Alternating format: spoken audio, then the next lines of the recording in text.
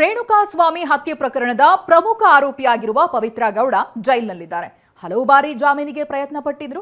ಪವಿತ್ರ ಗೌಡಗೆ ಜಾಮೀನು ನೀಡುವುದಕ್ಕೆ ಕೋರ್ಟ್ ನಿರಾಕರಿಸಿತ್ತು. ಹೀಗಾಗಿ ಇತ್ತೀಚೆಗೆ ಮತ್ತೆ ಜಾಮೀನಿಗೆ ಪ್ರಯತ್ನನೇ ಪಟ್ಟಿಲ್ಲ. ದರ್ಶನ್ ಜಾಮೀನು ಅರ್ಜಿ ಸುಪ್ರೀಂ ಕೋರ್ಟ್ನಲ್ಲಿ ವಜಾ ಆದ ಬಳಿಕ ಪವಿತ್ರ ಮತ್ತೆ ಇಂತಹ ಪ್ರಯತ್ನಕ್ಕೆ ಮುಂದಾಗಲೇ ಇಲ್ಲ. ಇತ್ತ ಬೆಂಗಳೂರಿನ ಪರಪ್ಪನ ಅಗ್ರಹಾರ ಕೇಂದ್ರ ಕಾರಾಗೃಹದಲ್ಲಿರುವ ನಟ ದರ್ಶನ್ ಹಾಗೆ ಪವಿತ್ರ ಗೌಡ ಬಗ್ಗೆ ದಿನಕ್ಕೊಂದು ಸುದ್ದಿ ಹೊರಬರ್ತಾ ಇದೆ. ಕಳೆದ ಕೆಲವು ದಿನಗಳಿಂದ ದರ್ಶನ್ ಸೈಲೆಂಟ್ ಆಗಿದ್ರೆ ಮತ್ತೊಂದು ಕಡೆ ಪವಿತ್ರ ಗೌಡ ಕೂಡ ಅದೇ ರೀತಿ ಮೌನ ವಹಿಸಿದ್ರು. ಇದೀಗ ಪರಪ್ಪನ ಅಗ್ರಹಾರ ಜೈಲಿನಲ್ಲಿ ಆತ್ಮಚರಿತ್ರೆಯನ್ನ ಬರೆಯೋದಕ್ಕೆ ಮುಂದಾಗಿದ್ದಾರಂತೆ. ಪವಿತ್ರ ಆತ್ಮಚರಿತ್ರೆ ಬರೆದ್ರೆ ದರ್ಶನ್ ಕತೆ ಏನು? ಇದಕ್ಕೆ ದರ್ಶನ್ ಕುಟುಂಬದ ಸಮ್ಮತಿ ಇದೆಯಾ? ಇವೆಲ್ಲ ಮೂಡುವಂತ ಸಹಜ ಪ್ರಶ್ನೆ. ಇತ್ತೀಚೆಗೆ ದರ್ಶನ್ ಜಾಮೀನು ಪಡೆಯೋದಕ್ಕೆ ಸುಪ್ರೀಂ ಕೋರ್ಟ್ ಮೊರೆ ಹೋಗಿದ್ರು. ಅಲ್ಲಿ ಜಾಮೀನು ಸಿಗಬಹುದು ಅಂತ ದರ್ಶನ್ ನಿರೀಕ್ಷೆ ಕೂಡ ಇಟ್ಕೊಂಡಿದ್ರು. ಅದರ ಬೆನ್ನಲ್ಲೇ ಪವಿತ್ರ ಗೌಡ ಕೂಡ ಜಾಮೀನಿಗೆ ಅರ್ಜಿ ಸಲ್ಲಿಸಬಹುದು ಅಂತ ನಿರೀಕ್ಷೆ ಇತ್ತು. ಆದರೆ ಸುಪ್ರೀಂ ಕೋರ್ಟ್ನಲ್ಲಿ ಜಾಮೀನು ತಿರಸ್ಕೃತವಾದ ಬೆನ್ನಲ್ಲೇ ಪವಿತ್ರ ಗೌಡ ಕೂಡ ಸೈಲೆಂಟ್ ಆಗಿದ್ದಾರೆ ಅನ್ನೋ ಮಾತು ಕೇಳಿ ಬರ್ತಾ ಇದೆ. ಈಗ ಪವಿತ್ರ ತಮ್ಮ ಬದುಕಿನ ಇದುವರೆಗಿನ ಏಳು ಬೀಳುಗಳನ್ನ ಪುಸ್ತಕ ರೂಪದಲ್ಲಿ ಹೊರತರುವುದಕ್ಕೆ ಸಿದ್ಧತೆಗಳನ್ನ ಮಾಡಿಕೊಂಡಿದ್ದು ಆತ್ಮಕಥೆಯನ್ನ ಬರೆಯುವುದಕ್ಕೆ ನಿರ್ಧರಿಸಿದ್ದಾರೆ ಅಂತ ವರದಿಯಾಗ್ತಾ ಇದೆ. ಪವಿತ್ರ ಗೌಡ ಈ ನಡೆ ದರ್ಶನ್ಗೆ ಮತ್ತೊಂದು ತಲೆನೋವಾಗಿ ಪರಿಣಮಿಸಬಹುದು ಅಂತ ಅಂದಾಜು ಮಾಡಲಾಗ್ತಾ ಇದೆ. ಪವಿತ್ರ ಗೌಡ ಆತ್ಮಕಥೆಯಲ್ಲಿ ಅವರ ಬದುಕಿನ ಬಗ್ಗೆ ಏನೇ ಹೇಳಿದ್ರು ಕೆಲ ಚಾಪ್ಟರ್ಗಳಲ್ಲಿ ದರ್ಶನ್ ಜೊತೆಗಿನ ಒಡನಾಟ, ಸ್ನೇಹ, ಆತ್ಮೀಯತೆ ಬಗ್ಗೆ ಉಲ್ಲೇಖ ಮಾಡ್ತಾರಾ? ರೇಣುಕಾಸ್ವಾಮಿ ಪ್ರಕರಣದ ಹಿನ್ನೆಲೆಯನ್ನ ಹೇಳ್ಬೋದಾ? ತಮ್ಮ ಮೇಲಿನ ಆರೋಪಗಳಿಗೆ ಈ ಆತ್ಮಕಥೆಯಲ್ಲಿ ಕ್ಲಾರಿಟಿ ಕೊಡ್ಬೋದಾ? ಈ ರೀತಿಯ ಪ್ರಶ್ನೆಗಳು ಹುಟ್ಟುಕೊಳ್ತಾ ಇವೆ. ಒಂದು ವೇಳೆ ಪುಸ್ತಕ ರೂಪದಲ್ಲಿ ಇದೆಲ್ಲ ಅಂಶಗಳು ಹೊರಬಂದ್ರೆ ಏನಾಗಬಹುದು ಅನ್ನೋ ಆತಂಕ ಕೂಡ ಕೆಲವರಲ್ಲಿ ಶುರುವಾಗಿದೆ ಅಂತ ಹೇಳಲಾಗ್ತಾ ಇದೆ. ರೇಣುಕಾಸ್ವಾಮಿ ಪ್ರಕರಣದ ಬಳಿಕ ದರ್ಶನ್ ಹಾಗೆ ಪವಿತ್ರ ಗೌಡ ನಡುವಿನ ಗೆಳೆತನದಲ್ಲಿ ಬಿರುಕು ಮೂಡಿದೆ ಅಂತ ಈ ಹಿಂದೆ ವರದಿಯಾಗಿತ್ತು. ಹೀಗಾಗಿ ಪವಿತ್ರ ಗೌಡ ಈ ನಡೆ ದರ್ಶನ್ ಮುನಿಸಿಗೆ ಕಾರಣವಾಗುವ ಸಾಧ್ಯತೆ ಇದೆ. ಮುಂದಿನ ದಿನಗಳಲ್ಲಿ ಪತ್ನಿ ವಿಜಯಲಕ್ಷ್ಮಿ ದರ್ಶನ್ ಈ ಆತ್ಮಕಥೆಯ ವಿರುದ್ಧ ಕೋರ್ಟ್ ಮೆಟ್ಟಿಲೇರಿದ್ರೂ ಕೂಡ ಅಚ್ಚರಿಯಿಲ್ಲ. ಇನ್ನು ಹೊರಗಿದ್ದಷ್ಟು ದಿನ ಪವಿತ್ರ ವಿಜಯಲಕ್ಷ್ಮಿ ಅವರನ್ನ ಪ್ರತಿ ವಿಷಯದಲ್ಲೂ ಕೂಡ ಕಾಪಿ ಮಾಡ್ತಾನೆ ಬಂದವರು. ವಿಜಯಲಕ್ಷ್ಮಿ ಬಿಳಿ ಸಲ್ವಾರ್ ಧರಿಸಿ ಫೋಟೋ ತೆಗೆಸಿದ್ರೆ ಪವಿತ್ರ ಕೂಡ ಅದೇ ರೀತಿ ಸಲ್ವಾರ್ ಧರಿಸ್ತಾ ಇದ್ರು. ದರ್ಶನ್ ವಿಜಯಲಕ್ಷ್ಮಿಗೆ ಕೊಡಿಸಿದ ಕಾರ್ ತನಗೂ ಬೇಕು ಅಂತ ಹಠ ಹಿಡಿತಾ ಇದ್ರು. ವಿಜಯಲಕ್ಷ್ಮಿ ತೊಟ್ಟ ಸಾರಿ, ಬಂಗಾರ ಹೀಗೆ ಎಲ್ಲವೂ ಪವಿತ್ರಾಗೆ ಬೇಕೇ ಬೇಕು. ಇಂಥ ಹಠಮಾರಿ ಸ್ವಭಾವದ ಪವಿತ್ರಾಗೆ ಫ್ಯಾಷನ್ ಬಟ್ಟೆಗಳ ಕ್ರೇಜ್ ತುಂಬಾನೇ ಇದೆ. ಇದಕ್ಕೆ ಸಾಕ್ಷಿ ಅವರು ಹುಟ್ಟು ಹಾಕಿರುವಂಥ ರೆಡ್ ಕಾರ್ಪೆಟ್ ಸ್ಟುಡಿಯೋ. ಕಳೆದ 3.5 ವರ್ಷಗಳ ಹಿಂದೆ ಆರಂಭ ಆಗಿದ್ದ ರೆಡ್ ಕಾರ್ಪೆಟ್ 777 ಸ್ಟುಡಿಯೋ ದರ್ಶನ್ ಮನೆಯಿಂದ 2 ಕಿಲೋಮೀಟರ್ ದೂರದಲ್ಲಿದೆ.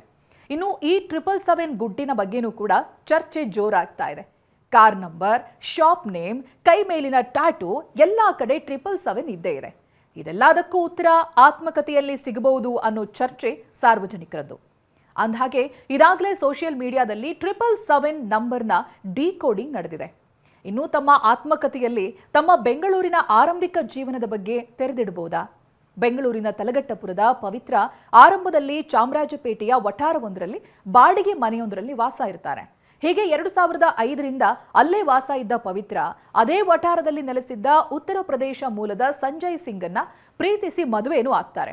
ಕಾಲಕ್ರಮೇಣ ಪರಿಸ್ಥಿತಿಗಳು ಬದಲಾಗಿ ದಂಪತಿಗಳು ದೂರವಾಗ್ತಾರೆ. ಈ ಬಗ್ಗೆ ಇದುವರೆಗೂ ಮಾಜಿ ಪತಿ ಆಗಾಗ ಮಾಧ್ಯಮದ ಮುಂದೆ ಬಂದು ಮೇಲಿಂದ ಮೇಲೆ ಹೇಳಿಕೆ ಕೊಟ್ಟಿದ್ದು ಬಿಟ್ರೆ ಪವಿತ್ರ ತನ್ನ ನೋವೇನು ಅನ್ನೋದನ್ನ ಎಲ್ಲೂ ಹೇಳ್ಕೊಂಡಿಲ್ಲ. ಬಟ್ ತಮ್ಮದೇ ಆತ್ಮಚರಿತ್ರೆಯಲ್ಲಿ ಮಾಜಿ ಪತಿಯ ಬಗ್ಗೆ ಹಾಗೂ ದರ್ಶನ್ ಗೆಳೆತನ ಆರಂಭವಾದ ಬಗ್ಗೆ ಎಲ್ಲವನ್ನೂ ವಿವರಿಸ್ತಾರಾ? ಅಥವಾ ರೇಣುಕಾಸ್ವಾಮಿ ಕೊಲೆಯ ವಿಚಾರವನ್ನ ಬರಿಬೋದಾ? ಇದಕ್ಕೂ ಮಿಗಿಲಾಗಿ ಹೀರೋಯಿನ್ ಆಗಿ ಮಿಂಚುವ ಆಸೆಯಲ್ಲಿದ್ದ ಪವಿತ್ರ ಅವರ ಸಿನಿಮಾ ಜೀವನದ ಕಥೆಯು ಆತ್ಮಕಥೆಯ ಭಾಗವಾಗುತ್ತಾ ನೋಡ್ಬೇಕಿದೆ. ಯಾಕಂದ್ರೆ ದರ್ಶನ್ ಗೆಳೆತನಕ್ಕೆ ಬುನಾದಿಯೇ ಬುಲ್ಬುಲ್ ಸಿನಿಮಾದ ಆಡಿಷನ್. ಬುಲ್ಬುಲ್ ಮಾತಾಡಕ್ಕಿಲ್ವಾ ಅಂತ ಡಿಂಪಲ್ ಕ್ವೀನ್ ರಚಿತಾ ರಾಮ್ಗೆ ದರ್ಶನ್ ಹಾಡಿದ್ರು. ಆದ್ರೆ ಇದೇ ಬುಲ್ಬುಲ್ ಸಿನಿಮಾಗೆ ಹೀರೋಯಿನ್ ಆಗ್ಬೇಕು ಅನ್ನೋ ಆಸೆಯಲ್ಲಿ ಆಡಿಷನ್ ಕೊಟ್ಟವರು ಪವಿತ್ರ ಗೌಡ. ಆದ್ರೆ ಪವಿತ್ರ ಕನಸು ಕನಸಾಗೇ ಉಳಿತು. ಒಂದು ವೇಳೆ ನೆರವೇರಿದ್ರೆ ರಚಿತಾ ರಾಮ್ ಜಾಗದಲ್ಲಿ ಪವಿತ್ರ ಗೌಡ ಇರ್ತಾ ಇದ್ರು. ದರ್ಶನ್ ಪವಿತ್ರಾಗೆ ಬುಲ್ಬುಲ್ ಹಾಡನ್ನ ಹಾಡ್ತಾ ಇದ್ರು. ಆದ್ರೆ ಇಲ್ಲಿ ಸಿನಿಮಾ ಆಸೆ ನೆರವೇರಲಿಲ್ಲ. ಆದರೆ ದರ್ಶನ್ ಗೆಳೆತನಕ್ಕೆ ಇದೇ ಆಡಿಷನ್ ಬುನಾದಿಯಾಗಿತ್ತು. ಇಬ್ಬರ ನಡುವೆ ಬಿಟ್ಟು ಬಿಡಲಾರದ ಬಂಧ ಬೆಸರಿತ್ತು. ಇದಕ್ಕೂ ಮೊದಲು ಪವಿತ್ರ ಸಿನಿಮಾ ಮಾಡೇ ಇಲ್ಲ ಅನ್ನೋ ಹಾಗಿಲ್ಲ. ಛತ್ರಿಗಳು ಸರ್ ಛತ್ರಿಗಳು ಸಿನಿಮಾದಲ್ಲಿ ಪವಿತ್ರ ನಟಿಸಿದ್ದಾರೆ. ಈ ಸಿನಿಮಾದಲ್ಲಿ ರಮೇಶ್ ಅರವಿಂದ್ಗೆ ನಕಲಿ ಪತ್ನಿಯ ಪಾತ್ರದಲ್ಲಿ ಕಾಣಿಸಿಕೊಂಡಿದ್ದಾರೆ. ಸಿನಿಮಾದಲ್ಲಿ ಗಂಡ ಹೆಂಡತಿ ಮಧ್ಯೆ ಬರುವ ಪವಿತ್ರ ನಿಜ ಜೀವನದಲ್ಲಿ ಈ ಜೋಡಿ ಮಧ್ಯೆ ಪ್ರವೇಶ ಮಾಡ್ತಾರೆ. ಇದೀಗ ರೇಣುಕಾಸ್ವಾಮಿ ಕೊಲೆ ಪ್ರಕರಣದಲ್ಲಿ ಪವಿತ್ರ, ದರ್ಶನ್ ಜೈಲು ಸೇರಿ 2 ವರ್ಷನೇ ಆಗೋಗಿದೆ. ಜೈಲಿನ ಕೋಣೆಯಲ್ಲಿ ಕೂತು ಪವಿತ್ರ ತನ್ನದೇ ಆತ್ಮಚರಿತ್ರೆ ಬರೆಯೋದಕ್ಕೆ ಮುಂದಾಗಿದ್ದಾರೆ. ಪ್ರತಿದಿನ ಜೈಲು ಸಿಬ್ಬಂದಿಯನ್ನ ಕೇಳಿ ಬಿಳಿ ಹಾಳೆ ತರಿಸಿಕೊಂಡು ಪೆನ್ಸಿಲ್ ಸಹಾಯದಿಂದ ಪುಟಗಟ್ಟಲೆ ಬರೀತಾರಂತೆ. ಹೀಗೆ ತನ್ನದೇ ಕತೆ ಬರೆಯೋದರಲ್ಲಿ ನಿರತರಾಗಿರುವ ಪವಿತ್ರ ಯೋಗ ದಿನಾಚರಣೆಯ ಅಭ್ಯಾಸದಲ್ಲೂ ಭಾಗವಹಿಸಿಲ್ಲ.